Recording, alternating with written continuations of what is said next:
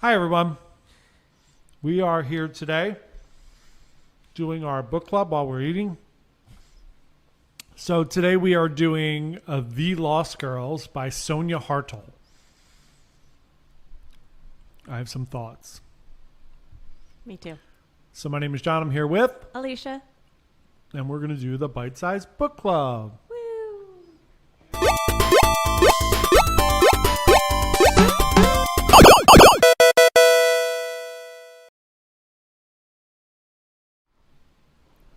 I love that little intro. Peanut butter crackers are not effective while you're speaking. That's why I left my lamb and just brought my coffee over. Leave the lamb. Take the coffee. All right. So just give everybody a little quick rundown. This book just came out a few weeks ago. About A month ago Yeah. yesterday. So this is like 50 Shades of Grey It's nowhere near 50 Shades of Grey. for bisexual vampires. I wouldn't go that far. I enjoyed 85% of this book. I did not like the ending. I mean, what did you think was going to happen at the end? I was really There was no other way this book was going to end. Yeah, I was hoping it was going to surprise me. Nope. So, again, if you're just joining us, there will be spoiler alerts Yes. probably, so go fuck yourself. Whatever. It's our channel. It's not Caleb's. So, if anybody's watching this, I apologize for my salty tone. So, what did you think about the overall premise of the book? So the premise is what sold me on the book. I really like, because there's a lot of, especially in young adult vampire fiction, there is this guy who's been around for 100 years who falls in love with this girl and turns her into a vampire. And she's like 16, and like as a 30 something, I'm like, could have made better choices. Like Twilight. Twilight really kicked that whole thing off. And that bugs me. And so I really liked the concept of like a whole bunch of these ex-girlfriends who were groomed, turned, and abandoned coming together to take him down. I do not enjoy this raspberry mint. Anyway, Yeah, it's weird, right? it's a little weird. So, It's too much raspberry, not enough mint. agreed. So, I agree. Interesting concept. To me, the execution of it being written in 2021 was a little too. It was Yeah. like, I feel like a lot of times when you're reading things, like now that we're reading Stephen King chronological order, you could see kind of what was going on at the time, which I feel like sometimes bleeds in too much to writing. And I really felt it here. I felt like there was a real push to like be woke. Yeah. Like there were times where I just felt it was forced. Like I'm going to make a social commentary in my book, but it's a book about so much vampires. of YA fiction. And that, Yeah. I mean, we saw that in Once and Future too. I mean, so much in once. It was written. To be woke. Yeah, like I feel like an AI wrote that about woke culture. Yeah. That's how I feel about that book. So, I mean, I enjoyed the concept. Mm-hmm. I feel like it really fell down in a couple places. One, I have so many questions about how her vampires work because this made no sense to me. So you have a vampire. They turn a vampire. Correct. That vampire then has to follow them around forever. The only way to not follow them around is then to kill them, but the only way to kill them is to use what was used to create them in order to kill them. So, is Ida and Rose, are they immortal? Are they unable to be killed because they've never turned another vampire? Yeah. So why would you turn them? Evolutionarily speaking, Well, the vampires make no sense for survival. Well, in her world, I agree because I think I think the compelling thing is if you don't know another vampire, then you're going to be forced to turn people. Yeah. Because you're just going to get bored of life. So I think in that scenario, look, I think it's a statement on just people in general, right? I know that it's like framed as like the patriarchy, but like even Gwen in that had turned Frankie, right? So like she had minions. I think it's gonna happen. People are gonna get corrupt by power. But how are then vampires able to spread out? Because like let's Well, they say, said there wasn't. I mean, even in that book, they said there's only a few hundred in the world. yeah, but let's say that Elliot hadn't killed his maker, and the maker had just made Elliot, but Ida, Rose, and the main character whose name I can't remember Holly. right now, Holly, Yeah. they killed Elliot. So then is Elliot's maker then immortal because he only turned Elliot? Probably. And yeah. I mean, I'm sure there's a way. She just didn't. The problem I think in this in the construct that she built is that we don't get world building. It's No. not a series where it's like going to be, we're going to go through and there's going to be this entire world build. She kind of just gives you some principles. And I feel like with one-off, like I wish there were more one-off books. Too many things are like, oh, it made money, let's turn it into a series. Yeah. And that is frustrating because sometimes It's just a wanna book. A leave book the is just a world book. It's behind. fine. Yeah. But if you are going to do a one-off, if you're not building a series, stick to classic tropes. Or take, like this was a short book. Yeah. Right? It was 200 and some pages. Take 50 pages and build the world for me. Yeah. Like, I'm fine with it. I enjoy character development. I enjoy world building. So give me the construct of the world, right? You go back to like Logan's Run, the old TV show, right, about the like dystopian future. They took the first 30 minutes and said, this is the world. Yeah. Now here, we're going to follow the rules of that world, which she didn't do. I feel like this book had potential to be really, really good. I didn't hate it. I didn't even dislike it. It was like a very... I don't regret reading it. don't Unlike at Once all. in Future where... Once in Future, I wish that never existed.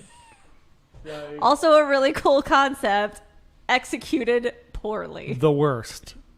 So, yeah, I enjoyed reading the book. I thought it was fine. Again, I found that it just kind of like... Just write a book because you want to write a book. Yeah. Right? It's like, and explore whatever you want to explore in it, and don't be forced to fall into certain buckets, which I felt it was a little bit forced into certain areas. Again, it's fine. It's not my book.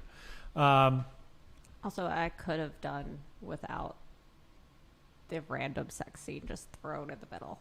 Well, sex sells. So, I mean, I get it. It's like a hot, sexy scene, whatever. But it's a YA book. But I'd be all of those uncomfortable people with- are having sex. I know. We're and old. I know I'm old. I'm old. Yeah, we're old. It's fine. So, yeah, I mean, that didn't, whatever. That's whatever. It's two young people having sex. It's fine. But it was so euphemistic. Yeah, it was Like- unrealistic too. First of all, like the one thing that really kind of made me stop, I was walking the dog and it like made me stop when she was like, we're like going at it and we're doing all these things and then we're checking in every few minutes. That, yes. First of all, I was like... who checks in every few minutes? Like once the snowball starts rolling down the hill, it's not stopping to make sure everything else is okay. Especially when you're doing like basic things. Yeah, I mean, Like, there if was you're nothing. trying something new and spicy, you might need to check in a few times. But Yeah, you're at like... they weren't even. I mean, they didn't even barely pass second added- base yet. Yeah. Like, what are we checking on here? Yeah. You still like kissing? Yeah, is this still good? So, yeah, I mean, whatever. But, yeah, there were some weird things in the book. But the ending, I mean, it's extremely predictable. I I know, mean, there it was was- the good twist. There was the good twist where, As soon as Parker handed her the bracelet, of you course, knew. I know, but it's still a good, it took a cool direction where there was a change where Parker fell in love with her and was going to do whatever she could to help her, right? So you kind of saw it coming, but that was a nice little twist in the book that But kind I of also added feel some like texture. Parker didn't think it all through because I'm sure human Parker was like, I am so in love with Holly. I'm going to become a vampire and be with her.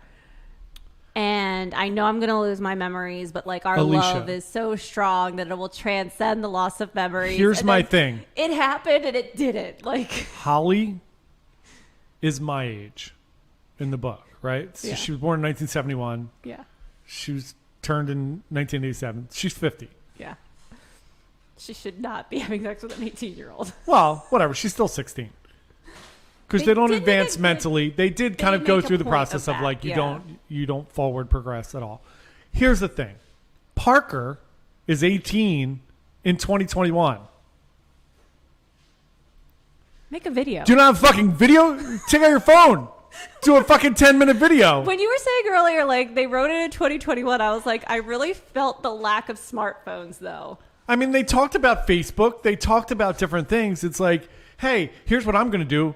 I have a week. I'm going to sit down for 3 hours and talk about all my experiences with Holly. And then I don't have to forget our memories because this is 2021. Yeah, and like you might not have the emotional response there, but at least you have a little more context as to why this chick's obsessed with me. Like, yeah, there was some holes for sure, but the ending was very predictable. In the end, there's a glimmer that they're going to fall in love again, and they hold hands in the car. And that's the other thing that seems so silly to me is like Holly goes through this like internal dialogue where she's panicked, like, is this going to work out? Will we fall in love again? It's like, if you were that attracted to somebody first of all, 24 hours ago, yeah, you knew each other for a week anyway. Yeah. So like, if you were that attracted to each other in that scenario, of course you're going to fall in love again. And now you get to have your consensual checkpoints all over again. Yeah. Yeah. Also, why didn't Parker, after she became a vampire, but before they went to slay Elliot, because like they talk about the fact that like Ida remembered her sister. His name's not Elliot, but I'm enjoying the fact that you're calling him Elliot. What's his name? His name's Elton, like Elton John. But Elliot's fine. It's fine. We're going to continue down this path where Alicia doesn't do names. Look, names are beneath me. It's fine. I understand. Elton. Elliot just seems like a bigger asshole name. I agree. Yeah. I feel like there's there been aren't other many Elliots Eltons. that were like jerks in books that we've read. Like, E.T.? Wasn't there an The Elliot? little boy in E.T. was Elliot. No, wasn't there an Elliot in Magicians? I don't know. I blocked that out of my brain. I refuse to acknowledge that's a real You'd thing. sacrifice your memories just to get rid of that. I would. Somebody turned me into a vampire today so I could forget that I read The Magicians. Let's move on there. But where was I going? I have no idea. What was I saying? Oh. Alicia just has been turned and destroyed her maker, and she no longer has human memories.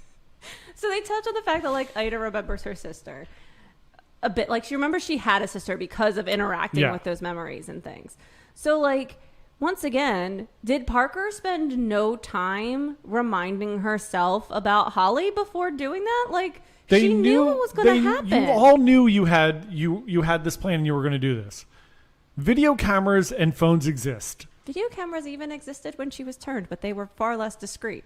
Yes. So take some time and go through and make some videos about your experiences. And then when you get back, you can watch them all and say, oh my God, these are my memories. But instead they like longhand. Yeah, that's actually a really good point. They wrote down in a notebook those important memories. Who would do that? Just get a phone. Yes. Steal one. It's 2021.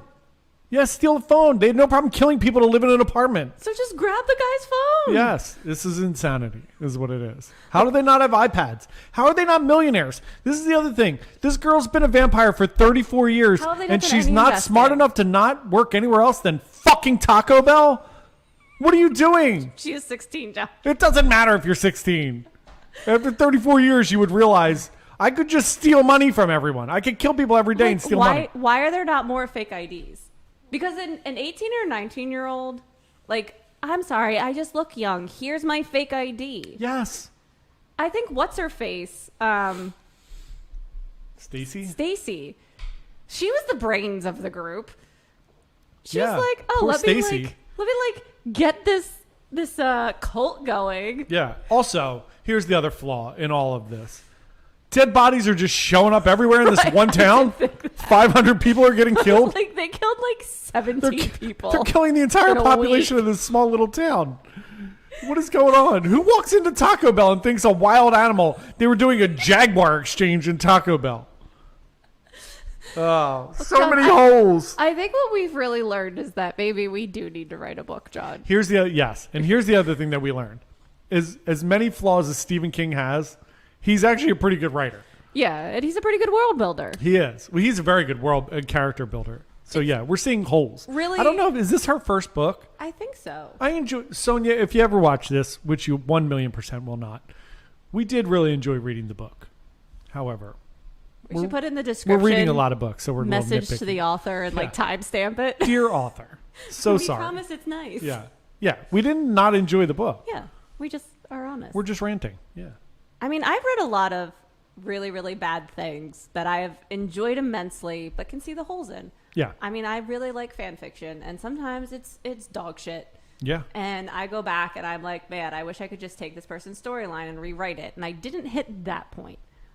I would have rather been like, hey, here's some. I would have rather been in the editorial process. I just like so many times reading Stephen King, I feel like the book could have been 100 pages shorter. Yeah. This book I felt could have been 100 pages longer. Yeah. And it really would have filled in Some more of these things, holes. some plot holes and everything. I don't. It was good though. I enjoyed the book. Especially if it is her first book. Yeah, and if anybody's out there and you haven't read the book, now you know everything's going to happen. But it's an enjoyable read. Yeah. It is. I mean, I do. It wasn't like it's funny because I think wasn't Rabbit Cake that author's first book? I think so. I love that book. That book was really good. I Yeah. should really listen to that book. Yeah, it was very good. I liked Rabbit Cake a lot. That was way back when. Yeah, that was like 3 years ago. That's buried in the annals of history, John. Yeah, we'll have to revisit that. We'll bring that one back. Any other? I mean, I feel like this was a pretty passionate book club for us. I mean, They're usually like 10 minutes. Yeah, but we had a lot to say. We did. We actually managed to not talk about this book ahead of time. Yeah, we didn't talk about it at all. Which normally you and I, while we're reading, are like, did you get to this part? It was also pretty quick. Like this was a quick turnaround. Yeah. So we apologize. We haven't done Good Omens yet. Meg has been in and out of the office. She has like a cold bronchitis thing going on, so she's not in the office. And we're waiting for her. And we're waiting for her to do it. We don't want to do that without her. So we will be doing Good Omens. Hopefully we'll be doing that next week. So join us for that. The next Stephen King book, do you remember what Cujo. Cujo is the next Stephen King book. We'll do that one in November. Can't believe we're that close to November. Yeah, it's crazy. And then we are going to be doing a special episode of the Bite Size Book Club. Our company's going on a cruise together with our families. Well, parts of them. Parts of our families, yeah. Not the smaller parts of our families because you have to be vaccinated to go on the cruise, and children cannot be vaccinated yet. So we are going to be doing a special episode of the Bite Size Book Club while we're on the cruise on whatever the Friday is, 17th, because your birthday's on Thursday. Alicia's birthday is on December 16th if you'd like to send any gifts to us. So on the 17th, we're going to be doing the special episode of the book club while we eat a cake for 40 people. Were you not able to get a smaller cake? No. So we have a cake for 40 people on the cruise ship for Alicia. There's not 40 of us. Spoiler alert. We're going to be handing that out to like strangers. We're going to be eating cake in the thermal suite. So we'll be doing 11/22/63 by Stephen King on that Friday. So if anybody wants to read that one, that's a longer book, but it's not one of Stephen King's longest books. I think it's like 400 and some 500 pages, something like that. It's very interesting. It's about the Kennedy assassination. Is it fiction or nonfiction? It's fiction. So It's got Umbrella Academy vibes. yeah. So the basic premise, not giving anything away on the book, the basic premise is what would you do if you figured out how to go back in time For a Klondike bar? and try to and you could try to stop the Kennedy assassination. So what would you do? So it's all built around the premise of going back in time the day before the Kennedy assassination and trying to stop it. Would you like this Kevlar helmet? Hello, sir. Wear this helmet. So that's it. Otherwise, we will see you all in about An hour and a half. an hour and a half. If you want to check out Dungeons and Dragons game on Dungeon Havoc on YouTube. All right. See you, everybody. Have a good one. Bye.